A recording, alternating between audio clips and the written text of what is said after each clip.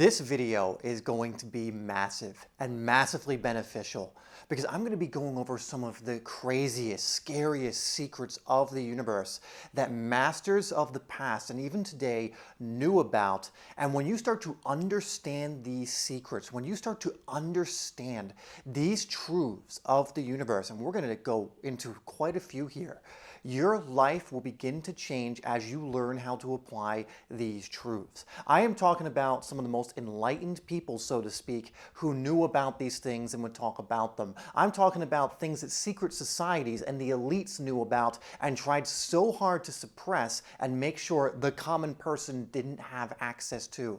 Well, in this video, I'm going to be giving you so much of what that is. We're talking about things, again, like secret societies we're aware of and applied and intentionally tried to keep suppressed, to the point that even when books and certain things were written about it, they did suppress it by watering down those books to make sure certain things were not revealed. Just check out how Think and Grow Rich was the laws of success before it was Think and Grow Rich, because there were a few things in that that they didn't want people to know, the people whose secrets were being exposed.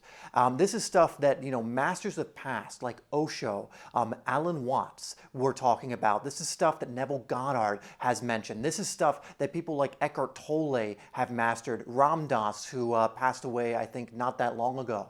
These are the things that they were aware of and were trying to teach the masses. And I'm just going to give you a massive amount of wisdom here that even one area could completely be the key you need to start moving in a direction that allows you to operate in this beautiful universe in which we are in a way that actually serves you and allows you to live a fulfilling life, where you're filling up your own cup, giving from your overflow, where you're being more of a light and a light onto the world. Now, I've applied all of these into my life, and it took me a while to be able to fully consolidate it and assimilate it into my life, but I've applied all of these into my life, and my life has changed so dramatically. I've also given this to my clients who I take through my program, and their lives have gone in a very short amount of time because we have a system that most efficiently teaches them to live from this stuff. The transformation you see from where they were to where they go is radical because we're tuning into actual truths and laws of the universe that not a lot of people are aware of, and especially don't know how to actually apply in their life when they do become aware of it. And so that's just to say this stuff works, and it can radically shift and transform you when you know how to apply it and when you apply it consistently and you're held accountable to do so. Now, one thing I will leave you in the description down below is I have a free training that also goes over our EMF program, how it works, how we take some of the things I'm going to tell you today and actually get you to live it so that your life changes forever and you start being able to use some of the things I'm going to give you today in your everyday life to get insane results. So I'll leave that down below in the description. You can go check that out after this video. If that's something you're interested in and you're ready seriously for transformation, then go check that out down below. Now, without further ado, let's get into what this first truth and secret is. I got a bunch of them for you, but I promise you it's going to be worth it. So here we go. Now, number one that all the masters knew, the secret societies know, is that reality is an illusion. Reality is actually a virtual reality. Now, you may have heard of this before, but I'm not talking about this as an analogy. I'm not talking about this as a metaphor. I'm being for real at this moment. We live in a virtual reality. In fact, the latest research, in fact, it's been known for a little bit of time now, is that our reality, this reality that you're perceiving right now through your five senses, is 99.999999% empty space and energy, and 0.000001% matter. And just let that sink in. This is a virtual reality. It is an illusion. It is something that is born out from your inner world to then project outwards whatever is happening in there. We'll get into that in some of the other secrets. But this is one of the truths of this universe, that this is a virtual reality that is malleable and shiftable. This is why so many things can change. If you look at things like Tom Campbell's work, he'll explain this even better. He uses the video game analogy, how we have the character on screen. For me, my character is David McEwen. This is the character. But behind that character is consciousness, the driver, the controller of that character is consciousness. We can call this our higher selves. We can call this a multitude of different names. But you are not the character. You are the one behind the character that is actually helping them make the moves, is helping them on this journey through the game. But if you associate only with the character you see on screen, then you're going to feel that all of this is real. Just like if Mario, was thinking that, was in the Mario game, or you were playing Mario and you somehow thought you were Mario the character, and then you're looking around like, what's going on? This is all real. Well, you're going to believe this is all that is. But we would never do that because we know we're the one controlling Mario, not Mario himself at the end of the day. So the first universal truth is that we absolutely live in a virtual reality. The research shows this almost pretty much conclusively at this point to the best of our understanding. We do live in a matrix type system. Not to say it's like the movie where our robot overlords are controlling us. That's not what I'm talking about. I'm saying that this system is intentionally here for a specific purpose, from source, from, we can say higher realms, and we'll go over more of that in this video, why that is. But the first truth to understand is that we do live in a virtual reality. It is an illusion, all of this that you're seeing. What you are seeing, what you are perceiving with your five senses is 0.0000001% of what reality actually is. What you're seeing around you is the outpouring of the inner world, of the energetic realm, of empty space and energy. Number two is that there are actually multiple realities and multiple versions of you. There are many different kind of iterations of yourself. This is why we can actually change and shift so easily if we really go for it. And when you get over limiting beliefs, when you stop realizing that this is all there is, it becomes much easier to shift because there are multiple versions of you to move into and multiple realities to tune into. Have you ever noticed that when you've grown, a lot of things in your life actually move away and fall apart and they're no longer in your attention? Yeah, because you have literally shifted to a different frequency. Now, you can shift back to that frequency for sure if you want to go back to an old story. But for example, for myself, when I've grown, as I've been growing more and more, as my clients have been growing more and more, certain people have just started falling out of their lives. Certain events, even where they've lived, has completely started changing and shifting because they are moving to a different version of their reality. They are moving into a different version of themselves. When you become who you need to become, to move towards whatever it is you're meant to do next from the heart, from the soul, you absolutely shift. You don't become who you become and then stay in the exact same reality. It's not possible by law. You might stay there for a second or two, or for, in the grand scheme of things, for a little bit of time because the outer world takes a little bit longer to shift because it's that matter part. Matter takes a little longer to shift. But energetically, if you shift stations, it is only a matter of time before your energetic history, which is what this physical is, starts to also change. So understand that there are other realities, other versions of you that you have access to on either end of the spectrum.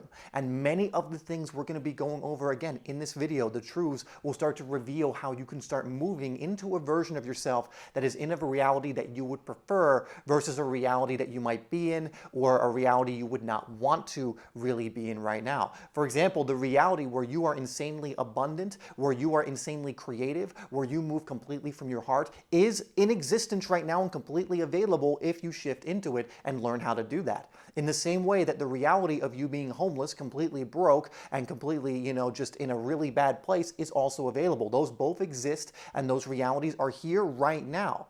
It's about which one you're going to tune into, move into, and shift to. Now, number three is a big one, and it's what you believe to be true is. What you believe to be true is. The reason beliefs are talked about so much in the self-development space and in this whole thing is because you're a powerful being and your beliefs make such a difference in your life. We were talking about shifting realities. What you believe is going to, and truly believe, not what you say you believe, but the way in which you move, because based on your beliefs, you're moving in that way. So you might, for example, say, oh, I absolutely believe I live in a friendly universe, but then completely move as if you live in a fear-based universe, which means you believe that you do, even if you're saying consciously in one way that you don't. It's whatever's in the unconscious and subconscious is where your beliefs lie. But what is in your subconscious and what you believe automatically from that level becomes true. Now, there are certain laws and parameters, so you can't believe, for example, that this universal law doesn't exist.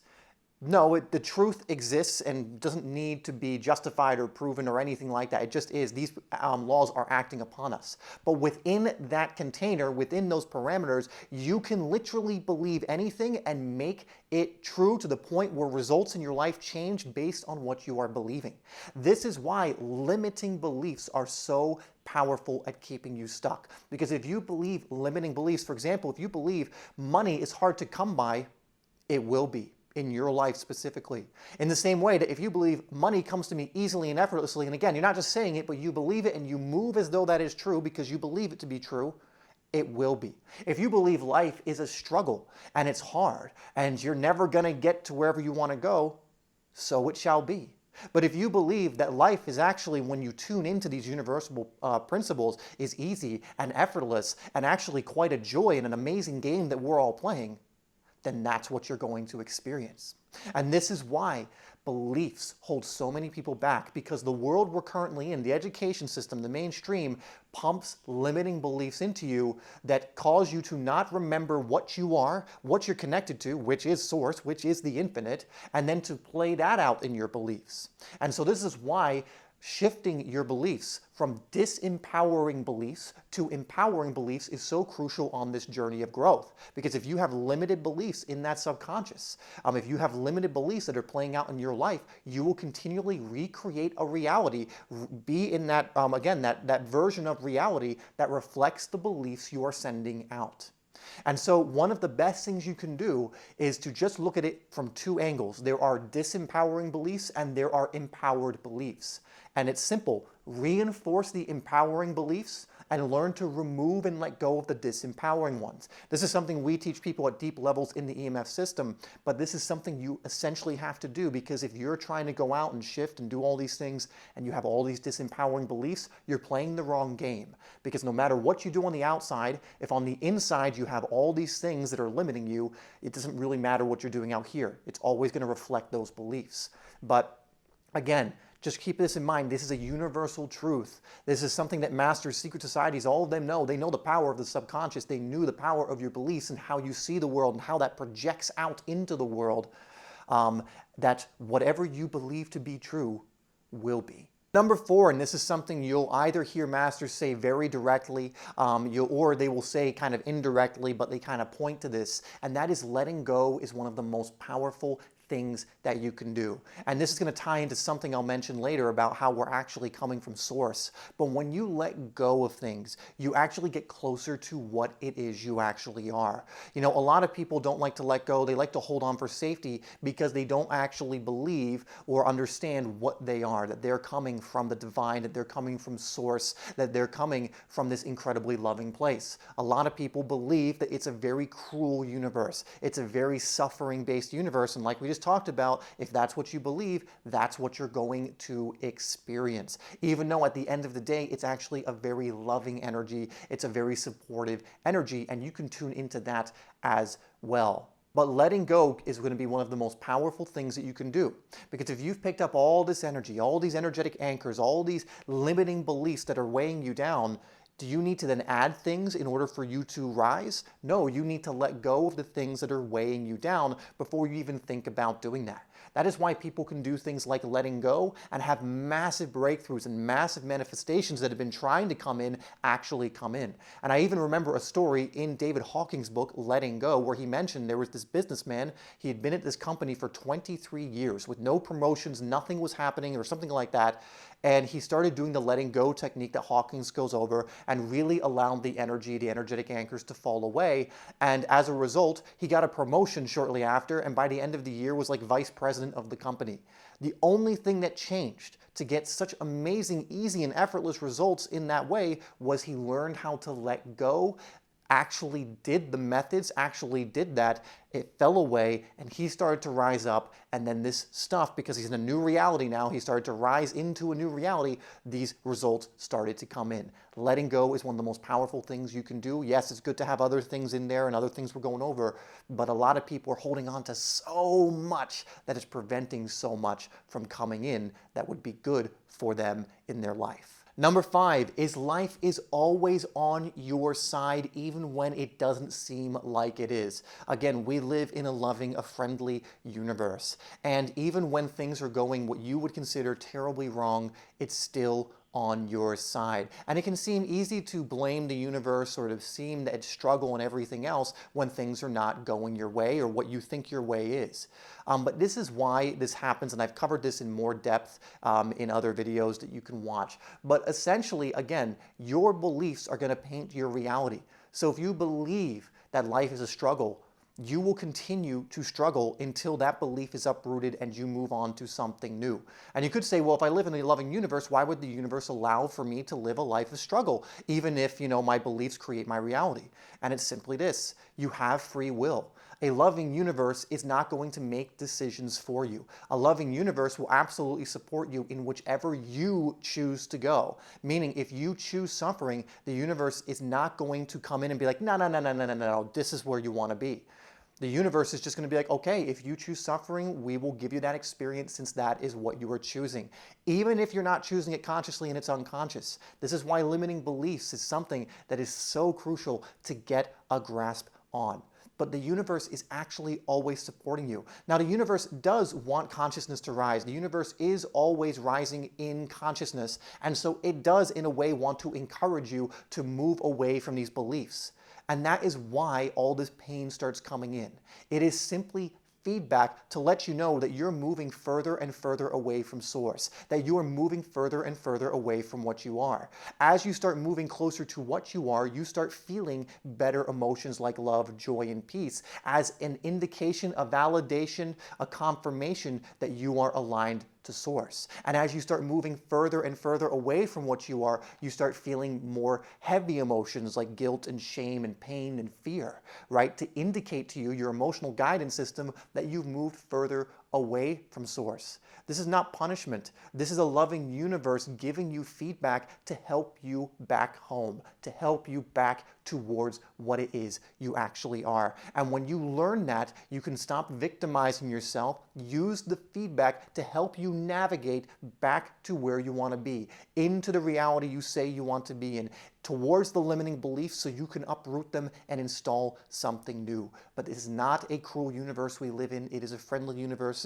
Again, the sages, the masters throughout the years have pointed and indicated to this, the ones who have been enlightened, the ones that have been in these higher levels of energy. And again, the secret societies and people who are intricately connected into the truths of the universe, they understood this as well. And that leads us into the next one very nicely, and that is you are source energy. At your core, you are source. Yes, you have an avatar body right now, right? You have this version of yourself, again, the character that's on screen, but you are the consciousness behind it. You are the source with the controller moving the character on screen, aware that it's just a game, that this physical reality is serving a purpose, but it is not a permanent thing. It is temporary. And what I'm getting at is you are an eternal being. And this might be triggering for some people. This might be something that you can't hold or you'll rebel against or whatever else, but you cannot die.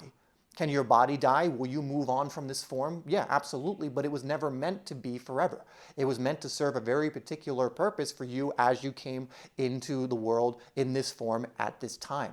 But it was never meant to be permanent. What you are at your core, though, the source energy that you are, is. Your soul is permanent. It is eternal. It doesn't die. This is just another chapter in the story of you in the sense of this physical expression. And even think about it, if you think that you are Susie or James or I think I'm David, that name I didn't, even come in with and choose. That name was given to me. How can I be something that I clearly wasn't before I even came into this world? Or even like if my parents had been like a week later called me David, was I then not David before that? What was I before that? Was I not anything before I was given a label and a name and something to be called in this plane? Of course I was. But this is just a character that I'm playing out in this time to serve the purpose I came here to actually serve, to give the gift I came here to give, and to grow in the ways I came here to grow. One way I love to look at this is essentially thinking of it like this. You are an actor and you're on screen, and basically you're on the set, the studio set of the movie of your life. And you're playing out in this movie. I'm playing out on my set right now. And if you think you're the character on set and not the actor off set who then tunes out of the character, then you're going to have a hard time. But if you know that you're on set and you're simply playing a character, and that once you come off the set, you know you're the actor, you know you're not the character on set, you're just playing a role, well, then it's going to be much easier to kind of grasp this and understand this. And then you might think, well, if I'm a character or an actor that keeps coming into these different roles as characters in these different lifetimes, why don't I remember the other characters I've played? Well, wouldn't it be crazy if you remembered all the scripts from the past while you're trying to focus on your current script?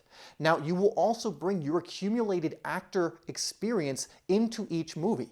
This is why, some people come into the world, it seems, with a certain level of understanding or proclivity to this kind of stuff because they just have more acting experience at this point. It's not better or worse, it's just that you do at this point. You've had probably previous lifetimes where you've raised your consciousness to a certain point in time where it's easier for you to learn this information.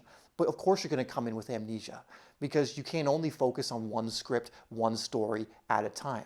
And that flows nicely into number 7, which is you are here to grow and to wake up. Consciousness is always expanding. You can't grow and wake up if you remember every other time you've played the game. You can't grow and wake up if you already have the answers. There's no growth or anything in that. That's oneness where you know everything. There's no duality. There's no contrast. There's no growth. There's no experiencing if you don't have the contrast of the opposite of that experience. There's no up without down or left without right, hot without cold. And so that's why you're in an experience that has duality and choice. You get to choose, again, the suffering or the peace. You get to choose, again, this experience or that. You get to choose how you react when this happens. You can react this way or you can react this way, right? We are here to expand and to grow. We are here to continually raise our consciousness, but you can't do that if you're not given the choice to do it or not. You can't grow if you're given the choice only to grow, like you're going to be forced to grow, like here, do this, and do that. You have to be given the choice or there is no expansion, there is no growth, there is no experience. And when you realize you're here to experience, you're here to discover your gifts and what you're here to do, you're here to raise your own consciousness, it makes the game a lot easier and it makes it make a lot more sense and gives you more freedom to make the choices that are going to assist you in doing that. Number 8 is playfulness is an incredibly high conscious energy. And I mention this because you can see this in so many of the masters of the past who really valued playfulness. They were very humorous. I always think of Alan Watts and just listening to his talks and the humor that he always came to things with, the playfulness, how he didn't take life so seriously. And we've fallen into this trap, especially now because of the education system we come through and all these beliefs and limiting beliefs we have, that all of this is super serious. It's not a game, it's serious. You only get it once and then you die, and even then, you should take it serious because being serious is what's going to help you to somehow to live this to the fullest instead of being playful and following your heart and actually doing things that expand you. But life is incredibly playful and responds to genuine playfulness. Something we teach, again, the students that go through our EMF system, and we teach them this at a high level and get them to actually live it, is what's called lowering the importance. And when you lower the importance, you create the space for so much to come in. But when you always make things serious, you become what's called needy. I'm taking things seriously. This is how it's got to happen. And life's like, you're not ready for it, then boop, you're not going to get that, and we're going to bring suffering and resistance and struggle. The energetic anchors are going to be weighing you down because you're taking things too seriously. You're saying, if I don't accomplish this, if this doesn't happen, I won't be happy, I won't be fulfilled, I won't be, etc., etc. Well, when you're being playful, you're just tuning into the flow of life. You don't have a care in the world. And that is actually what allows for so much to come in. And again, you look at Ram Dass, you look at people like Alan Watts and how they were. You look at Eckhart Tolle. I mean, Eckhart Tolle is unintentionally one of the funniest people on the planet. If you hear him talk, the dude is just so tuned in to the flow and playfulness of life. And he just is cracking jokes out of nowhere and making himself laugh, right? That is the level. Playfulness is such an insanely amazing energy. And the reason I put this one in here is to just give you permission to bring more of that into your life. Not only are you allowed to be playful, but it actually assists you in bringing about a life you're going to enjoy. And you're going to be able to enjoy it right now, not only when other things start to come in, because I think we all can tune into moments when we've been incredibly playful, connect to that, and just felt really good about that. Playfulness is a powerful, high level of consciousness. And again, so many masters of the past understood this and utilized it. And last one that ties a lot of this together, and this one's massive because there's a misconception with this one, and this is why I want to clarify. I've said it before, and it's always going to be true in this plane especially, but you do not get what you want, you get who you are. And you can fight this one. You can always try and get what you want and not become who you need to become in order to actually bring that thing about, but it will never work. You will create resistance. You'll raise the importance. You're not bringing in playfulness. If you focus on becoming who you need to become, shifting to that version of yourself, that reality, things will start coming into your life, flying into your life like never before. You do not get what you want. You get who you are. This is the epitome. This is the real way in which the law of attraction works. When you become someone who flows with life, when you tune to a reality where you've removed the limiting beliefs, and you've done that work to remove the limiting beliefs and strengthen your empowered beliefs, and those are now what's in your subconscious. When you bring in more playfulness, you start shifting into that version of yourself. You start letting go, and you do so many of the things that we've gone over here, the truths we've gone over here. You start to become, you start to be. And when you are being who you need to be, things start coming into your life like never before.